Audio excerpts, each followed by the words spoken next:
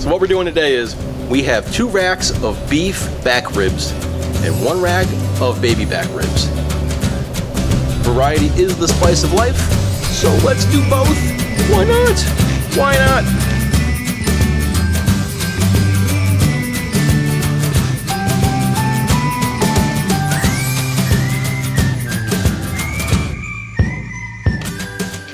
Hey guys, welcome back to Oh My Grill. I'm your host Paul. Before we get started, make sure you hit the like, subscribe, turn your notifications on, all that jazz. Don't get distracted by the beautiful backdrop here at Smith Mountain Lake. I know I'm not going to get distracted because we have big, juicy racks of ribs to cook. So on the beef back ribs, what we're going to use is an SPOG blend of salt, pepper, onion powder, garlic powder, and then we're going to use that for the beef back ribs. And on the baby back ribs, we're going to use a Rufus Teague rub. It's a good one. It's all around. It's versatile. Highly recommend you guys pick it up. Let's head back inside, get these racks rubbed down the way they should be. Let's go.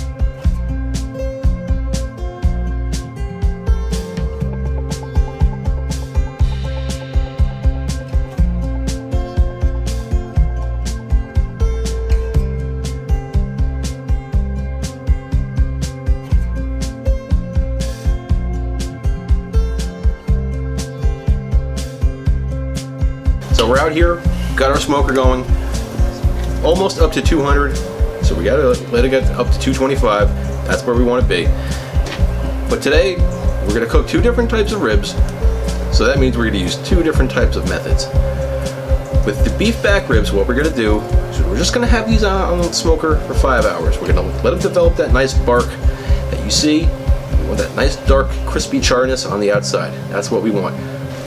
What we're gonna do for the baby back ribs is we're going to use the 3-2-1 method, which means put on the smoker for 3 hours, take them off, wrap them in foil for 2 hours, take them out of the foil, and put them back on the smoker for 1 hour. During that last hour is usually when we baste with barbecue sauce a little bit. We're getting there now, so let's get these bad boys on here. We're rolling smoke, let's go.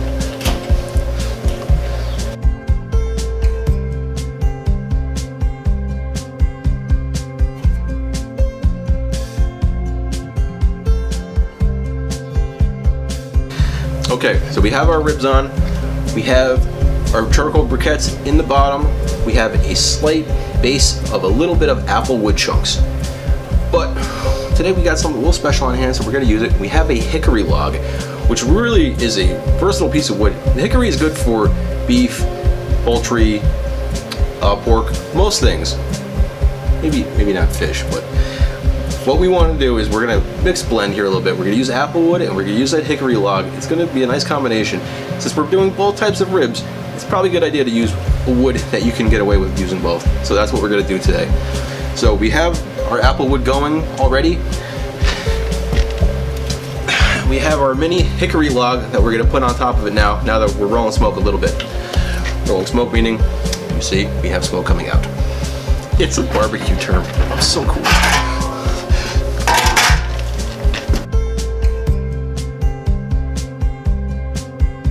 Alright guys, he's on. Now we wait.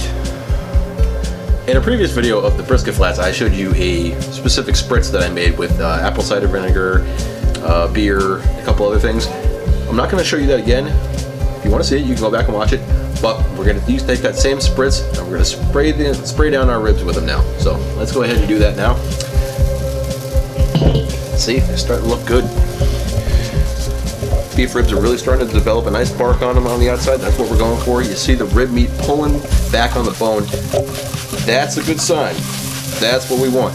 We want this to be totally black. The baby bags, they got a nice color on them. We're gonna take them off and we're gonna wrap them soon. We wanna make sure we get that every 30 to 40 minutes. We don't wanna let the rib meat dry out on us. That's important. Now for step 2 of the 3-2-1 method.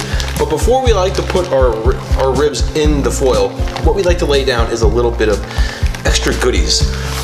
And it makes it all a little better. So we're gonna sprinkle some brown sugar in here,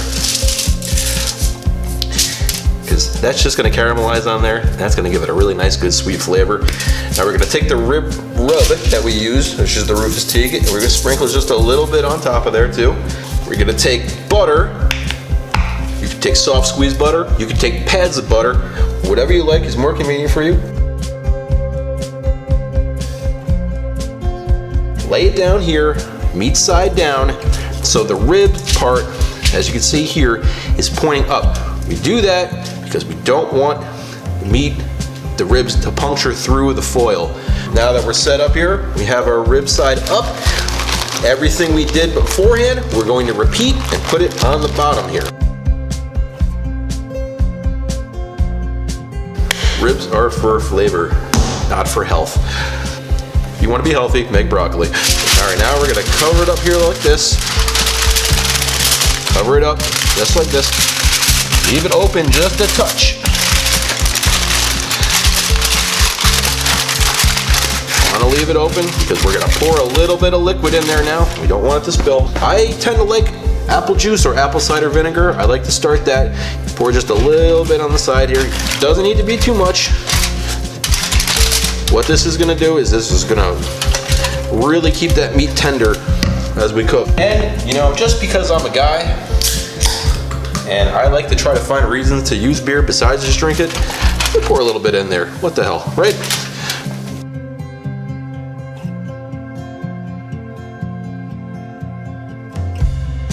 We have our ribs in our foil. We're gonna put them right on next to these amazing looking beef ribs, by the way. They look fantastic. I'm really looking forward to diving into those bad boys. Put it right next to there. Okay, now we are at the 1 hour mark of the 3-2-1. So we're gonna take the ribs off. We're gonna take them out of the tin foil. We're gonna put them back on. And what we're gonna do, we'll leave them on there for about 20 minutes, and then we're gonna start to hit them with sauce.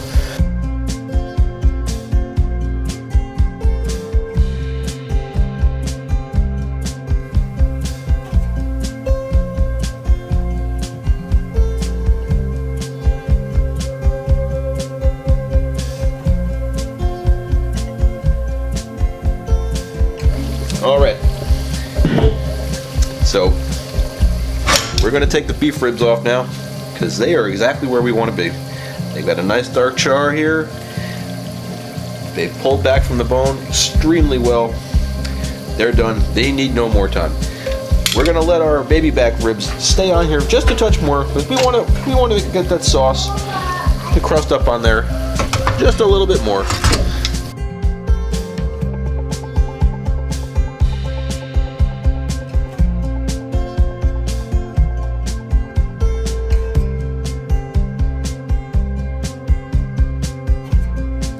So we're done here, clearly.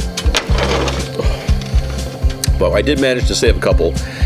Yeah, here we have the beef rib, and dog that once said beef rib. No. Well, we really got that dark bark that we were shooting for, and we got that great smoke ring. And I guess the best way to describe it would be burnt ends on a stick. And if you like burnt ends, that's what you want.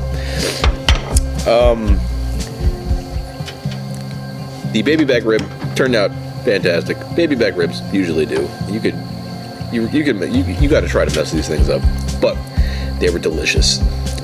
Put great sauce on them. Little smoke ring, just fantastic. And if you don't mind right now, I am going to pass out because I'm going to go into food coma. I'll see you later.